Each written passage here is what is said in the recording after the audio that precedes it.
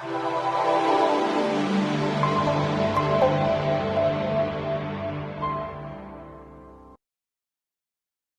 everyone, this is Robert Keens with goldsilverpros.com. You're watching part 2 of How Tether's Ponzi Scheme May Damage Bitcoin. My interview with Carrie-Anne Von Hest, also known as Dezo, and our arguments for where the cryptocurrency model currently is and what we would need to fix that model to have a true decentralized, trustless system. Stay tuned for part 2. So now I think we're at a point in which we have concern. You have concern. I definitely have concerns that Tether is a giant Ponzi system, and just because it's some sort of coin, it's going to have a certain amount of devotees to it, right? People that support it want it to succeed, but we don't have tangible evidence that it's anything other than another Bernie Madoff scheme. So what else do you have to say in terms of Tether before we get into the Tether Bitcoin relationship? Is there additional information that you want to talk about? Well, we should talk about how the scheme works, don't we? Okay, let's do that. I mean, if we're going to claim it's a scheme, we should talk about how it works. Well, that's basically going into the cash equivalence side of the story. Because what are cash equivalents? Well, since Bitfinex is an exchange, we can reliably assume that they mean other crypto, because crypto is seen as cash equivalents, at least by everybody who also believes Tether has value or Bitcoin has value. Anyway, what they have done is basically exchanged one asset for another and then claimed, because the assets can be exchanged, that one asset has the value of another.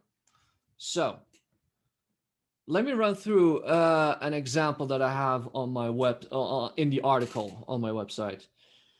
Let's say Bitcoin was $1,000, because it makes it easy to calculate with. And let's say Tether started.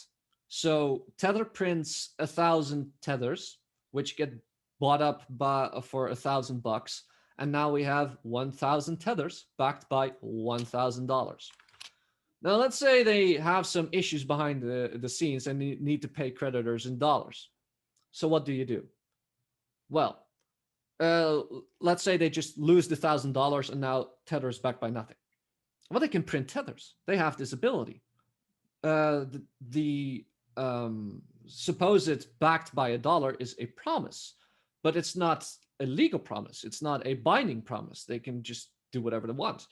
So what they do is they print another 1,000 tethers and they buy a Bitcoin. And Bitcoin at this point is valued at $1,000, to make math easy. Now there's 2,000 Tether out there and one Bitcoin, which they have, which they put on their balance sheet. Since Bitcoin is $1,000 and there's 2,000 Tether out there, they basically say, well, now it's 50% backed by Bitcoin, or backed by dollars, because one Bitcoin is $1,000, so there's backed by $1,000. They can repeat this process to make their balance sheet back up to spec. So they print another 2,000 Tether. Now there's 4,000 Tether out there. They buy 2 more Bitcoin. Now they have 3 Bitcoin. They sell 1 Bitcoin for 1,000. They have 2 Bitcoin, 1,000, and 4,000 tethers. If somebody redeems a few of those tethers back into dollars, then there's no problem. They have $1,000. So effectively, what we're dealing with now is a fractional reserve system where the asset tethers is fractionally backed by the supposed reserve asset, the dollars. Now, whenever somebody tries to request more than $1,000 by turning in 1,000 tethers, they can just sell the Bitcoin on the balance sheet. So we have 4,000 tethers, $1,000, and 2 Bitcoin. Now somebody redeems 12,000 tethers. Well, then they give the $1,000. They sell the Bitcoin into the open market. They get $1,000 for it. And they give $200 to the person redeeming tethers. Now we have 2,000 tethers, 1 Bitcoin, and $800. Or, well, at 2,800. Anyway, you get the point. Once you run through the scheme multiple times, because people redeem dollars, so they need to print more tethers to buy more crypto to supply them with dollars. Eventually, you're going to go parabolic, because after initially it was backed 100%, $1,000, 1,000 tethers. Then it was backed by 50%, 1 Bitcoin to 2,000 tethers. Then it was backed by 25%, which was the $1,000 for the 4,000 tethers, and the 2 Bitcoin, which would supposedly sell into the market but are not dollars. Now, when the scheme is going to run into its end, which eventually it will, because you need to print exponentially more Bitcoin to sell for more dollars, all the crypto on the balance sheet has to be liquidated. Now, the way Bitcoin works with its limited amount of currency makes it perfect for the scheme, because the more tethers they print, the less Bitcoin they can sell. Because the more Bitcoin they sell, the lower the price will go. See, every Ponzi scheme has a limit, a hard limit, which breaks the whole thing down, because it's uneconomical. And in the case of Bitcoin, or in the case of Tether, it's when they cannot sell enough Bitcoin back into the market to supply the dollars that are being redeemed. Basically, if you have 1,000 tethers and 1 Bitcoin worth $1,000, if the price of Bitcoin in dollars drops to 900, then you effectively only have $900 backing 1,000 tethers. Because if somebody redeems the 1,000 tethers, they have to sell the 1 Bitcoin for $900. They can only give $900 for 1,000 tethers, and they go bankrupt, because that's the end of the Ponzi scheme. That is why March was so significant, because the panic crash meant everybody was redeeming everything in existence for dollars, which includes Tether. Now, we can't see these redemptions behind the scene. I don't know how they work, but you can be damn sure if somebody's putting in millions of dollars in Tether, somebody's getting them out too. So actually, I would not be surprised to learn in a few years that the Black Thursday, I think it was, in crypto, where Bitcoin dropped 66% in a day and Ethereum went down 85%. I wouldn't be surprised to learn that was Tether forced selling assets of their balance sheet into the market to get the dollars they needed for behind the scenes redemptions. Because the only way you can get dollars for crypto is by selling them into the open market. So that's how the scheme is going to end. And that's how we get into the Bitcoin Tether relationship. So walk me through, because this gets fairly complicated, because now you're dealing with 3 currencies. You got the dollar, Bitcoin, and Tether.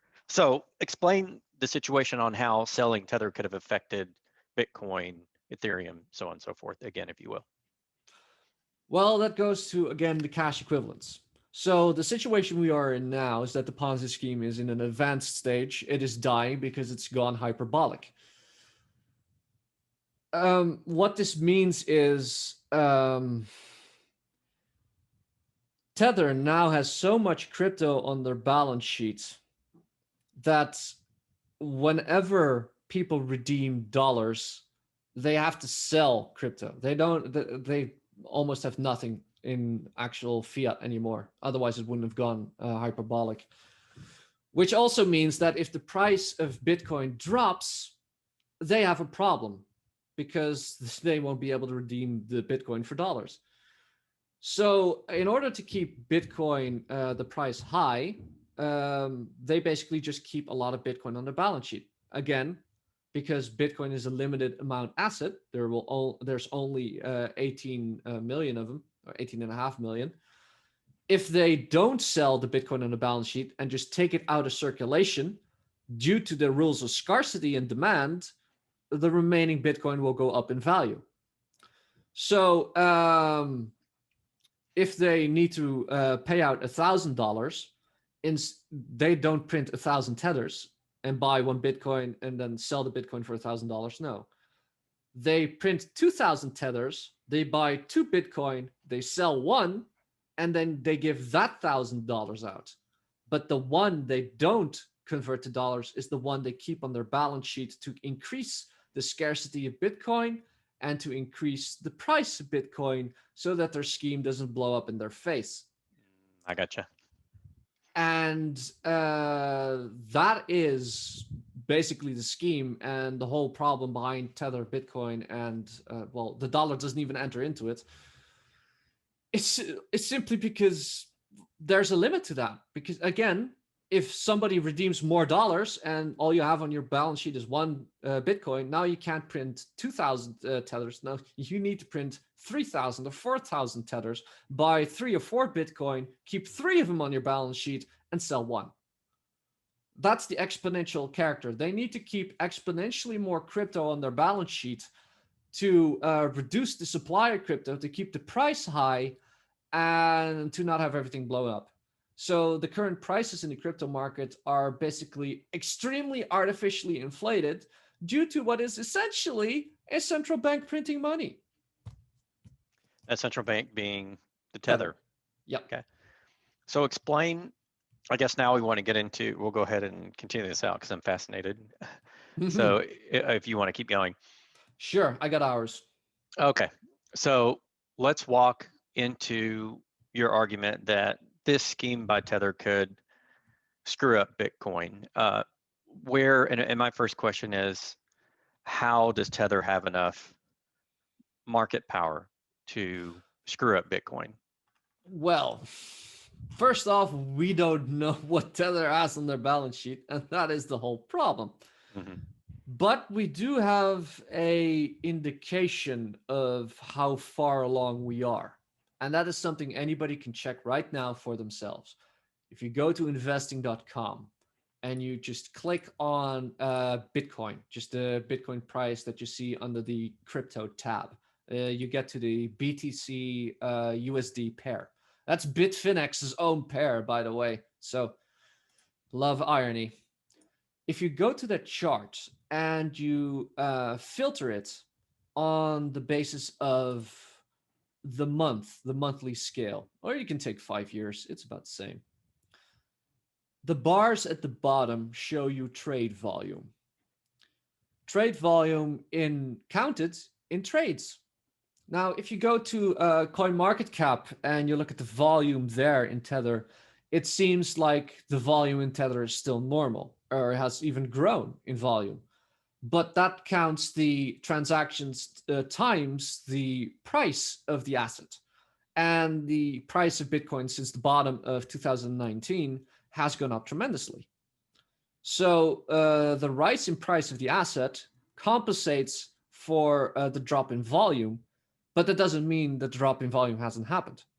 So if you look at investing.com at the Bitcoin USD pair from Bitfinex, you can see that the trade volume in January 2016 was fairly high, but was all new and everything. And then in 2016, it's a bit low, but then it starts ramping up towards the peak of 2017 when Bitcoin peaked at 20,000. But after that peak in 2017, based on volume alone, it has gone down and down and down and down. It was a peak of 2.3 million in December 2017. By 2018, April, 4 months later, it had dropped by 1 million. It bottomed out in 2019 with 209K worth of transaction volume, but that's fine because the price had dropped down to $4,000 per Bitcoin. So the price was 1/5 of the peak in 2017, and it was the bottom of a bear market. So of course, volume was be down. And it started rising afterwards in June of 2019, when it hit 10,000 again in price. Volume was 500,000. All right, recovering, you would say. But if we skip ahead to today, well, let's take September, because October is still ongoing. In October, it was 10,000 as well. It was on the exact peak as 2019 June. However, volume was a quarter at 128,000. And that is weird because the price was the same as a year ago, but the volume was a quarter. And that is weird. Now, if you go look at today, taking into account that October still has a few days left in it, the volume's up to 219,000. But the price is up to 13,000. Like, it's this is on the weekly charts, obviously. So averaging out takes out some of the peaks and valleys, so the prices may differ in actuality. But my point is that after the bottom in 2019, price has recovered and volume has dropped. And if this was legitimate, if the price of Bitcoin really was legitimate value, volume should have gone back up. Activity should have gone back up. We should have seen a lot more small amount trades. But we are not. We are seeing literally 5% of the volume in trades of the peak of 2017. Even though there's this supposed mania going on of PayPal accepting crypto and institutional investor demand and Raoul Pal, who's irresponsibly long Bitcoin, and all of this buzz being generated and doomsday demand because of the elections and Bitcoin being as good as gold. Bitcoin is being more talked about now than it was in 2017, yet volume is 5% of 2017. That doesn't line up. You can't tell me that does not line up at all. Yeah. So what are your theories as to why that's the case? Well, that's simply because Tether has taken so many Bitcoin out of the rotation that there's just no small trades anymore. Of course, people are still trading. It's just that because the volume at the bottom of 2019 hit to 209K, and it's basically still there, the size of the market hasn't grown. Basically, the amount of people trading with each other hasn't grown.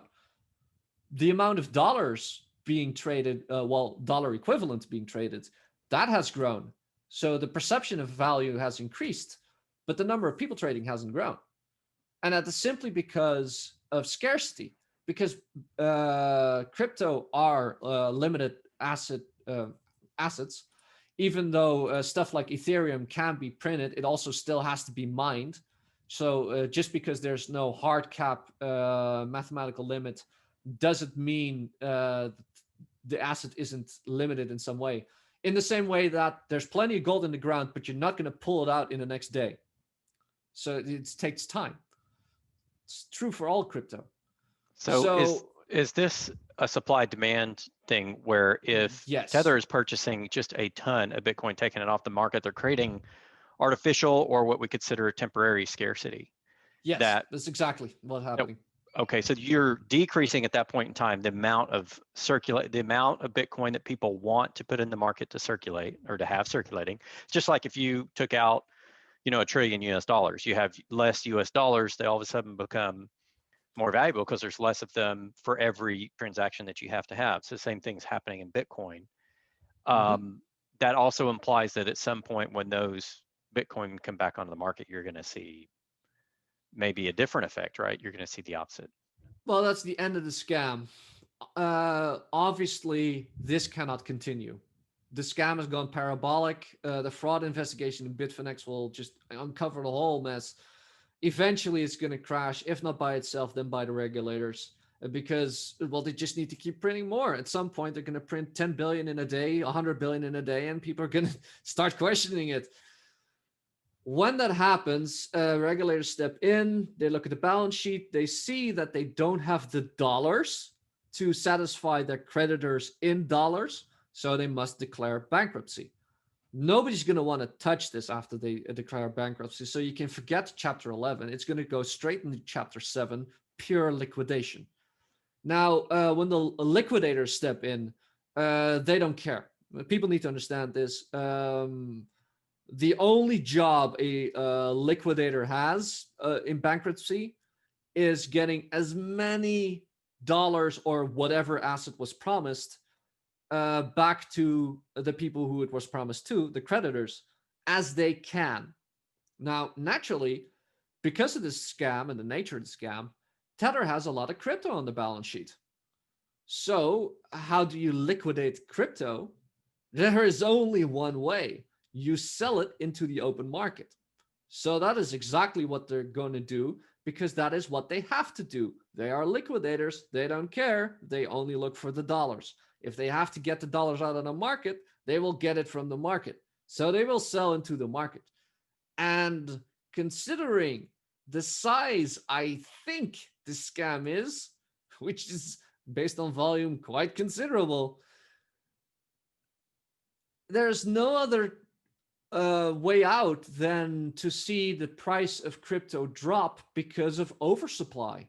There is not going to be the demand for the amount of crypto that is on Tether's balance sheet. However, that doesn't matter because supply and demand never stops. Price never stops. If volume has dropped by 95%, and we assume that demand has also dropped by 95% because of it. Now, that's a big assumption to make, but I need to have some numbers for this. Well, then the price is just going to drop 20 times. It's going to drop by 95%. So if it's 13,000 now, it's going to go to half of that, 750.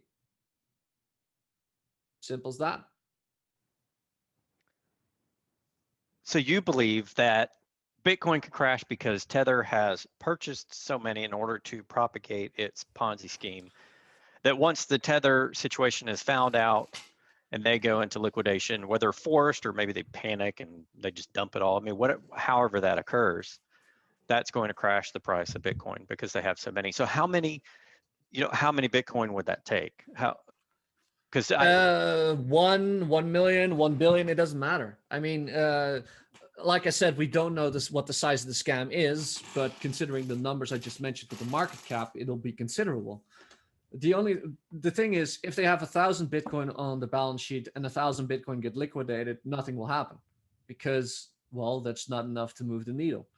But if they have out of 18.5 million, if they turn out to have 5 million, and they suddenly need to sell 5 million Bitcoin into the market, well, that's going to do something to the price.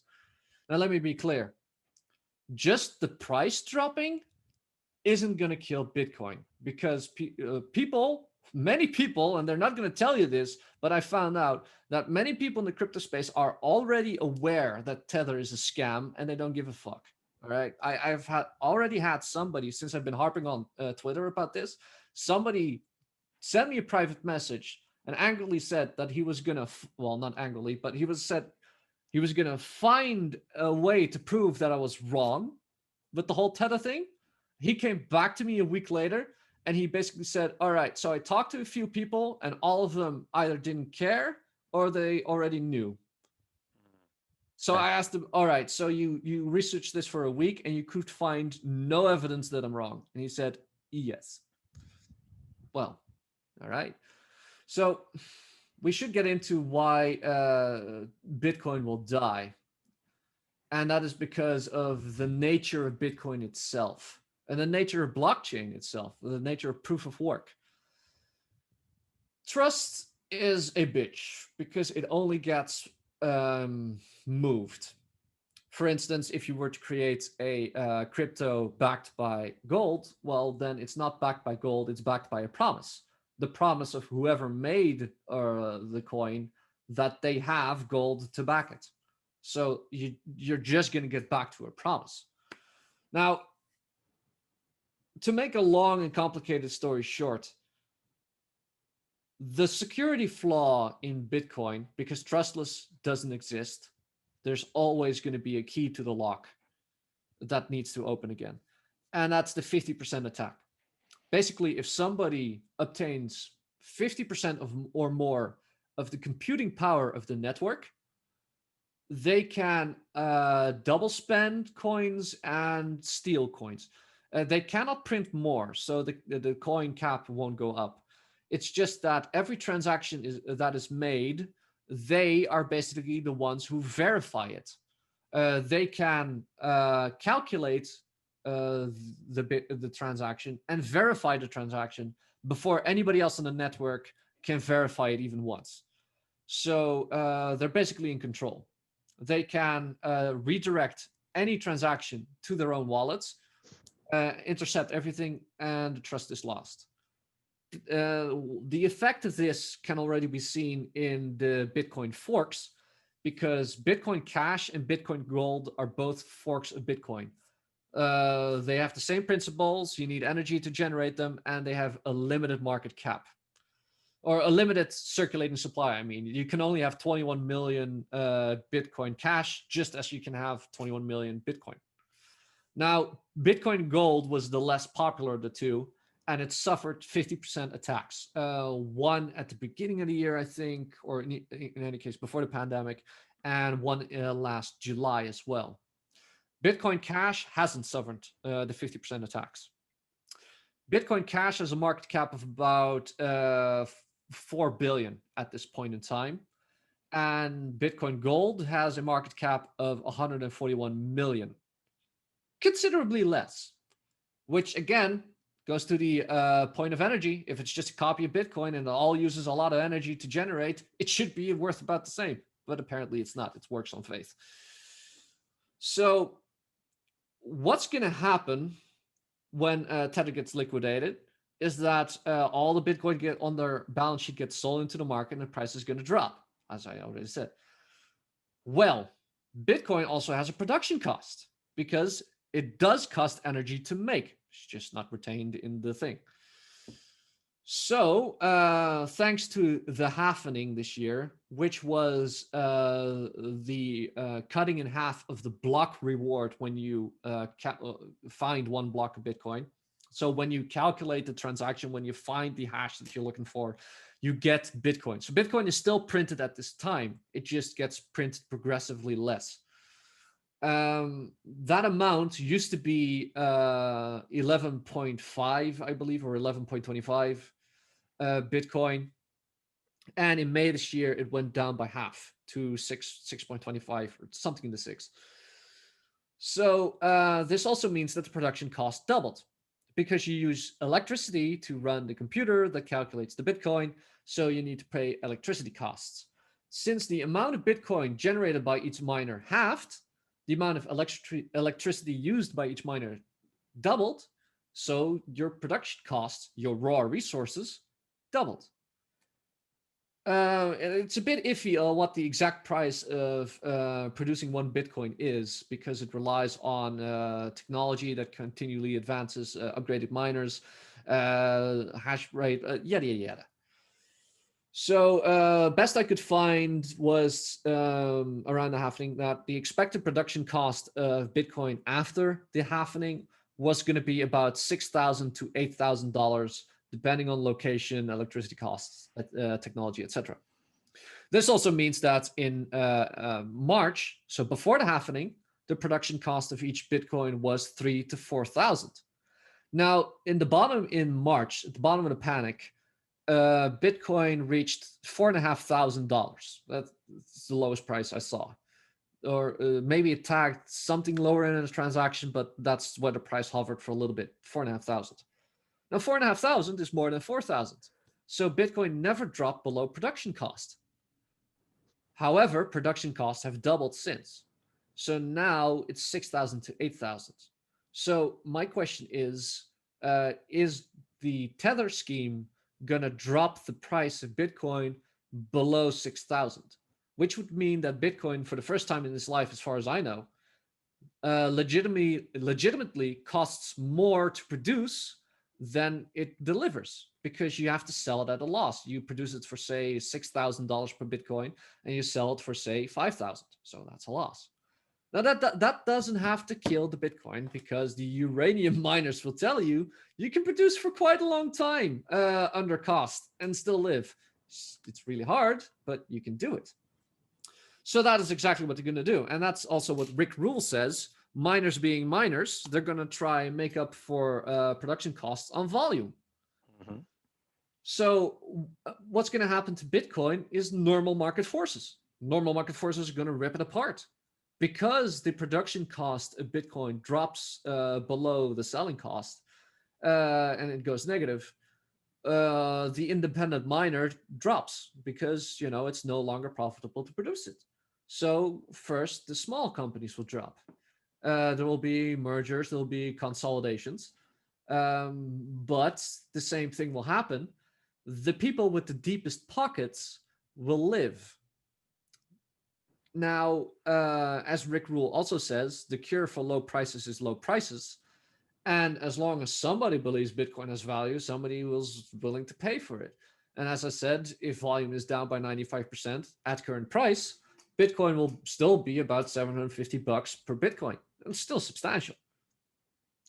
So as time moves forward and the price slowly creeps up, but not enough to justify costs, so miners still drop out, the mining space will consolidate into the same hands more and more. We know this from every other industry. For instance, the huge miner that is Barrick Gold, or the huge oil companies, or big tech, or just name your industry and you find consolidation. But here we run into that 50% problem. If anybody on the network or any cartel manages to consolidate to 50% or more so they can gain control of the network, well, trust is lost. And you're going to get the same thing as happened with Bitcoin Gold compared to Bitcoin Cash. It'll just lose all its value because the only utility value of Bitcoin is transactions.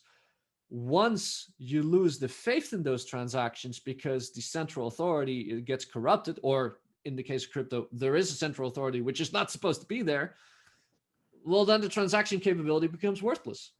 And then the coin becomes worthless. So then Bitcoin is worthless and Tether will have killed Bitcoin. Gotcha.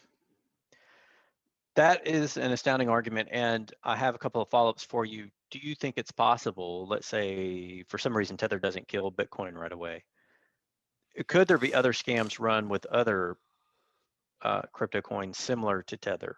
That, Sure. in other words, couldn't this keep just going on forever? It almost seems like it's a fiat currency system, and each system in itself has its own risks, but those risks, like you said, affect the trust of the system as a whole.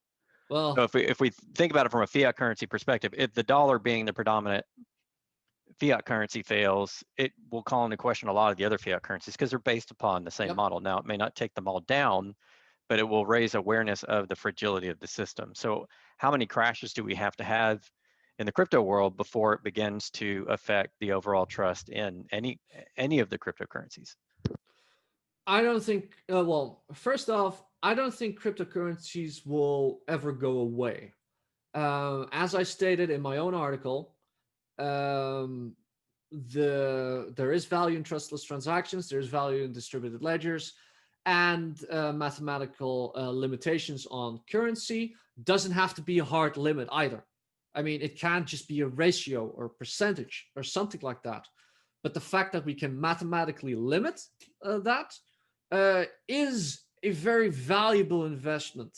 And even though Bitcoin turned out to be a Ponzi scheme, I genuinely think that the creator of it, Satoshi Nakamoto, if I get his name right, did not set out to make a Ponzi scheme. I genuinely think that he set out to make Bitcoin for the reasons it was invented, to stop politicians from freaking printing. Because that's why Bitcoin has that hard limit. So you can't print more. It's just economically a bad idea because whoever made it had no idea about economics.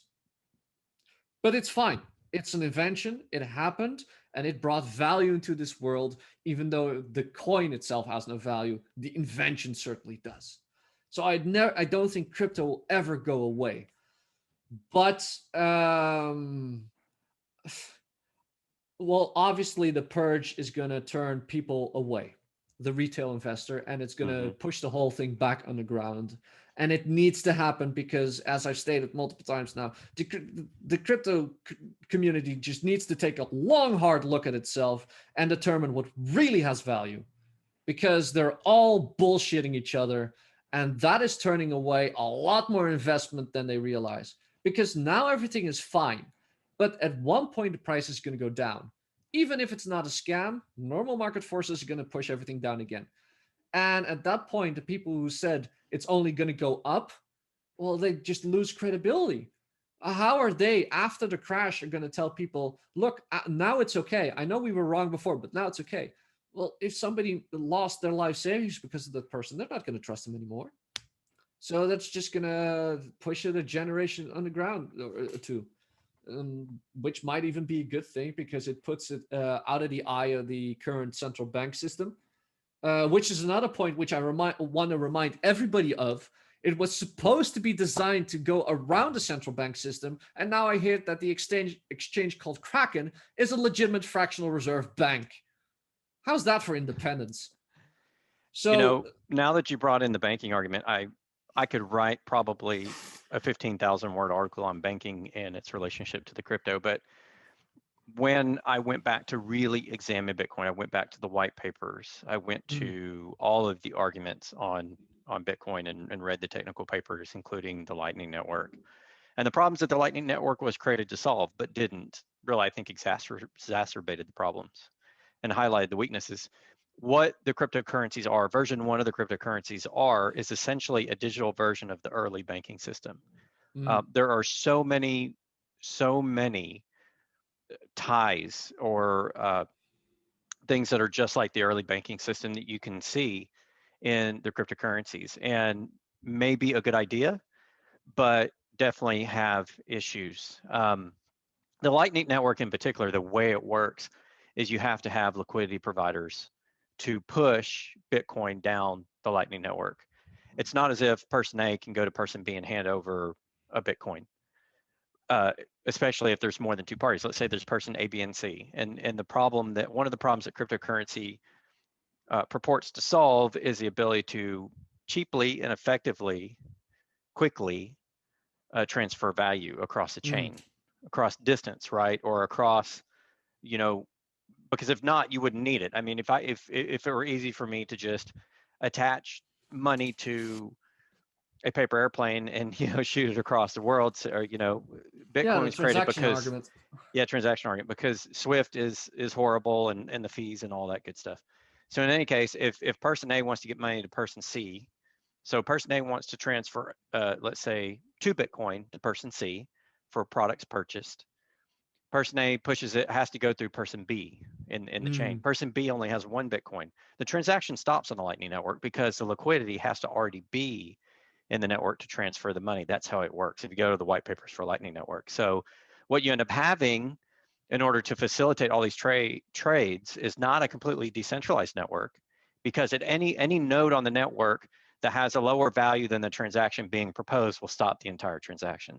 So what happens is it turns into a hub and spoke, where the hub becomes a liquidity provider, much like a regional or a central bank. And that liquidity provider is providing the liquidity for all of the people transacting through it. And that allows the Lightning Network makes the Bitcoin model worse because it almost purposefully centralizes liquidity on the system into less and less providers. And they become banks, they become brokers, cash brokers, banks, whatever you want to call it. I'm glad you brought up the Lightning Network, because it shows an entire other concept of Bitcoin and why it's a failure. Simply because you need regulations. I know everybody loves free market capitalism, but it just doesn't work. And that's not saying that socialism works, but I mean that quote unquote free market capitalism doesn't work either. Because, I remember the Lightning Network when it was not introduced, proposed. That was the word I was looking for. And followed through the beta and everything. And is it active? I'm asking you. Is Lightning Network active? In terms of transactional volume, no, it is not, because of the aforementioned problems. I think it could become why active. those problems? No, it won't be. It won't. I mean, I think it could become more active, but I don't think it's a solution to the problem, because it will never. Network... No, stop. It will never become active. Well, I think Never. there's a reason why it won't become super active, which you No, may I have can another give you the reason. reason why it will never be active. Okay. Vested interests. The Lightning Network isn't new anymore. It's quite old now in terms Mhm. of crypto space. There was talk about this years and years and years ago, even before the 2017 peak, because 4 transactions per second, which is, no, it was 8 transactions per second then, it's actually dropped. And that was too low for anybody, and everybody knew. So the idea behind the Lightning Network was it was supposed to beef it up to what, like 300,000 transactions per second. Not enough, not enough by far, but it was gonna be considerably better. And the problem is that Bitcoin requires a consensus on the network for it to be adopted, because it was this whole open source for the people thing. The vested interests in the system as is blocked it. They blocked it way in the beginning, and they kept on blocking it, and they will continue to block it, because the people who benefit from the system as is are also the people who have to decide to change the system. And that's just not going to happen. It hasn't happened years ago. It hasn't happened this year. It's not going to happen in the future. Everybody can just forget about it. If the system gets implemented and activated, as you said, it's just going to make things worse, because it is going to align with the interests of the vested interests in the market. And And it that is what you get. repudiates two of the benefits of Bitcoin, which is transaction validation, which the Lightning Network doesn't have until the individual transactions get aggregated, which allows opportunities for fraud, Yep. which is pretty obvious. And so that's where the regulations come in. As you stated, now you're putting human regulation into what was supposed to be a decentralized autonomous system, Yep. distributed autonomous system. And the second thing is, the original argument I made was you're bringing banks into the Lightning Network to provide liquidity. And that in itself basically emulates the banking model that we've had come up in the United States, from the early wildcat banks to the regional banking systems to what we have now with the big central bank and the Oh commercial yeah. banks. I So mean, Lightning when is you just think about it, following the central bank path. And that's why, even if they were to implement, even if they could get past the vested interests, it will turn into another central banking system, because it's basically the digital version of central banking. well, when you think about it, it's already happened.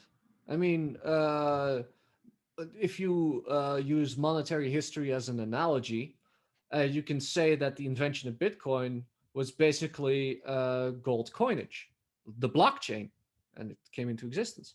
Mhm. But Tether and stablecoins and the way Tether is set up with printing tethers and everything is basically the invention of fractional reserve banking. So you could state that Bitcoin was the invention of coinage circa 2500 BC. And then Tether was the fractional reserve invention of Italy in the 1500s, where merchants, rich merchants, noticed that the space they had lent out for others to store their gold in, because they had huge vaults and they weren't always filled, the gold just wasn't redeemed a lot of the times, because he gave out receipts, of course, and the receipts effectively then became a gold standard, and the receipts just weren't redeemed. In fact, other people started trading the receipts among them, and that was basically paper currency. And the rich merchants started lending out more gold than they had receipts for, which was fractional reserve banking. Yep. And that's And what Tether is. that's exactly what we've recreated in the crypto. So I think we have, in this talk, really highlighted many of the problems with the cryptocurrencies, much to the chagrin, I'm sure, of a lot of the crypto advocates and owners. Well, I So don't care. I want I want to turn to what are some potential solutions, right? So you mentioned that you think that this version of the cryptocurrencies is probably not a good version, but the idea is promising. Is the idea of digital ledger the promising part, or do you think we could ever get to a usable digital currency? Is that possible in your eyes? Sure. Like I said, there is value in trustless transactions. There is value in distributed ledgers. Ironically, ironically, there is a use case for Bitcoin, and that is as a central bank currency. If we actually use it to trade only between central banks, the amount of power it uses would be very limited because you're working with central authorities. So you can make a gentleman agreement of only having one server rack of calculations per central bank. And since you have like 200 central banks or something like that, you would only have 200 machines calculating Bitcoin. But because everybody only has one, the 50% network is guaranteed. And because the artificial difficulty will just stay very low, the transaction speed isn't affected. And a low transaction speed isn't a problem if it's just used for settlements between the banks or the central banks at the end of the day. So it could effectively replace Swift.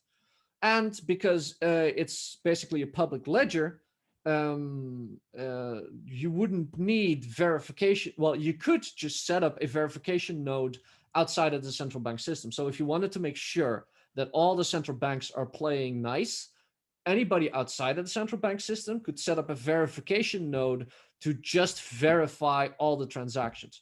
And as long as no central bank has more than 50% of the system, it's fine. Now, you could say, well, the system as a whole, central banks as a whole, has 50%, but that goes to a planetary scale, and there's so many local interests and people trying to get ahead on a local level. I don't think that there'll ever be enough coalition to get 50% when every central bank only has one machine. Yeah, And if and in that case, it works. Yeah, and this, I'm so glad you brought this up because that's exactly what I've been arguing in my videos. Starting with the IMF video on their plan to implement a version of cryptocurrency, you call it Fed coin or state coin or whatever you want to call it, digital coins within the world's central bank systems. They wrote a position paper on this in 2015 because I think they saw the ultimate benefit of this version of the ledgers was to implement the central banking model, but to digitize it, to make it more efficient, to use it to implement things like smart contracts, and to give a wallet to everybody. So there would be a digital wallet, a digital presence for every person on earth, from the central banking system down to the commercial banks. So you have the central banks implementing a Bitcoin-like model using the same technology, even though they're not going to call it Bitcoin. They're going to use that within the central banks, and then the commercial banks are doing it as well. There's a consortium of 14 large commercial banks and NASDAQ. So NASDAQ will be the trading vehicle or the crypto asset for the commercial bank model, these 14 commercial banks who are implementing the ledger, and they're calling this Finality. That's their digital ledger system called Finality. And it's the funny, final solution. Great. That's exactly right. And that's what I said in my video. You're never getting out of this solution once the commercial banks get it. And they're being very transparent with their naming. So you're going to have the market to trade the asset of that to make it the derivative of it to make it liquid. That's going to be NASDAQ. Of course, NASDAQ represents the tech marketplace, right? And they're going to have these 14 commercial banks, and those are going to be the everyday banking account ledgers for people. Of course, in the credit unions, you have Hashgraph already. Hashgraph, which is like crypto part 2, it's a different version from Bitcoin, uses its own transaction validation mechanism, which I think is superior to Bitcoin. With virtual voting, is being used in the credit unions across the United States. So 100 million credit union accounts are already sitting on top of Hashgraph. And then the central banks, of course, are going to use their own. And so this technology is now being used in commercial and central banking. And I think that's the model which has been the most successful. It's not the private cryptos that are the most successful implementation of Hashgraph in the blockchain. It's going to be the central banking model. And again, I think I'll agree with you. I will say for now that I don't think that the founder of Bitcoin necessarily had bad intent, but may have just enabled, a newer version of the central banking model, a digitized version of the central banking model. So I think that's where we are. Where we go from there on the private side of this is what I think will be interesting, because I think there will be people who are still freedom-minded, who want a way out of the system and are going to keep trying to develop solutions privately. I just don't know where we're going to go with that. I don't have the foresight to know how that model is going to develop. I But do. well, go ahead and explain. I've been thinking about this for a very long time. I haven't put up my bio yet, just because basically working up the courage to make an audio file of it. But I have been depressed and suicidal for decades. And a lot of that time was spent outside smoking weed, looking into the night sky, thinking about life and thinking about how could I prevent suffering. Maybe my life was lost, but I didn't need anybody else to suffer as much as I have. And if I could just find some way, some system with this logical supercomputer in my head to just stop it all, I would. And I spent an extraordinary amount of time thinking about this. Every single system I've come up with, and I've come up with quite a few, and I will write books about them too. All of them rely on the government playing nice. Even if you were to adopt Bitcoin as the United States official currency, that is not going to prevent them from hyperinflating it, because Bitcoin is divisible in fractions. So they'll find some way to just reduce the amount of fractional currency you're allowed to trade with. Or they'll do a tether scheme and they'll just keep more and more Bitcoin on the tax balance sheet and reduce the supplies that way. To just work with more and more and more fractions to more and more and more inflate the amount of supply. Because if you have 10 Bitcoin or if you have 10.0000 Bitcoin, that's still a lot of zeros. So they will find some way to break the system, whatever system you put in, if you have incompetent government. There is no way around this. I've thought about this for decades. You have to protect liberty. There is no other way. You will have to bleed. You have to fight. You have to cry. And you have to suffer. Because if you don't, the suffering will be so much greater. Because whatever system you come up with, even if it's perfect, the next idiot in charge is just going to abolish it. You got to remember what these politicians are. They're rule makers. They'll make new rules. Whatever they come up with, at whatever time, at some point, even if they hit the perfect system, the next administration is going to want to put their own sign on things, and they're just going to change the rule away from perfect. You have to have competent government. You have to have government when you have a perfect system in place that's elected, that says we are going to do nothing. Yeah, I know we're elected to make the economy better. We're making the economy better. We're doing nothing. No, we're not going to give you more money. I don't care that you go bankrupt. No, it's not going to be good for the system if we give you more money, so we're not going to do it. Well, then you have to suffer. I don't care that you bought that Rolex that you shouldn't have bought. You shouldn't have bought it. No, you're not going to get more money. That's the kind of government you need. And if you don't have it, whatever system you implement, they're just going to fuck it up. So it goes back to what the founding fathers in the U.S. had created was the Constitution, Bill of Rights, based on the Magna Carta from the UK, as John Adams said when he wrote the Constitution. Yeah, so, well, that thing is flawed as all hell, too. It's a 200-plus-year-old document. Of course, it's flawed. It needs to be replaced. But it can't be replaced by the current government because they're just fucking it up. They're just going to replace it with something worse. It needs to be better. It needs to be improved. But you can't let the current government do it. So, ending up here, I think we're maybe at the conclusion of this segment of the argument. There has to be honesty in the system. It's not, and I think this is something that I try to tell people who advocate for cryptocurrencies all the time. It's not the technology itself that is the promise. It's the promise of freedom and the honesty in the system. And when you have people willing to corrupt a system, they will find a way to corrupt almost any system. Therefore, it then comes down to the people themselves. It's always about the people. Yeah, it's there's about no way around that. Yeah, it's about the people, having the morality and putting in the effort to maintain the current system, or any system could be corrupted. Yep.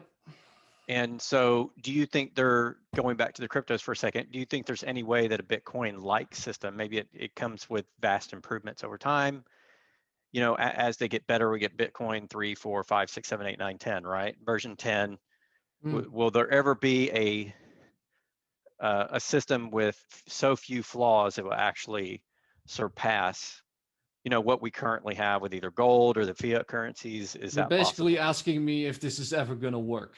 Yeah. Could it ever work? Yes. In fact, I've already designed one that works. Aha. I literally have one sitting on my computer that's works, that according to sound money theory works. The coin has value. It's just that I don't have any connections or know anybody or have any way of raising capital expenditures, and I don't very much like begging for a few million and being subject to whoever gives me a few million. So I first need to generate my own capital so I can be independent. But I've already solved the problem. It is solvable. Even if my thing never comes to market, somebody else will just think of the same thing. Once the thoughts are out there, they're out there. So yeah, it's possible, it's solvable. I already did it. It's just going to take a few decades before everybody else is willing to accept it. Well, very interesting. So I'm definitely interested in that idea. We should, when you're ready, and I know you're not ready right now, we should I'm come willing back to and talk to you off talk camera about it. about it. Okay. Off We'll do camera. that. I'm not willing to share it yet. Of course, and I would never share that information. But whenever you're ready to talk about it, let me know. We'll talk about that. So I think we're going to wrap up the segment. I think we covered at least the majority of what's in your article. I found the article on your website fascinating. Again, for people, it's on desogames.com. That's DESO games.com. It's called Why I Hate Bitcoin and Why Tether Will End Up Killing It. I think you've illustrated your arguments very soundly here, as you do in your 20,000 word article, because you tend to be very thorough. So I appreciate you coming on the program. Let's not exaggerate. The Bitcoin one was only 15,000. The one I wrote in the past week, that was 20,000. Okay. So yeah, definitely a lot of good information here. And people can also follow you on Twitter. Is it at Deso Games, I believe? Yeah. At Deso Games on Twitter. Desogames.com is my own website. Twitch.tv/DesoGames is where I will be recording audio stuff live in the future. So please give me a follow, but not yet subscribe because I haven't started yet, but I will soon.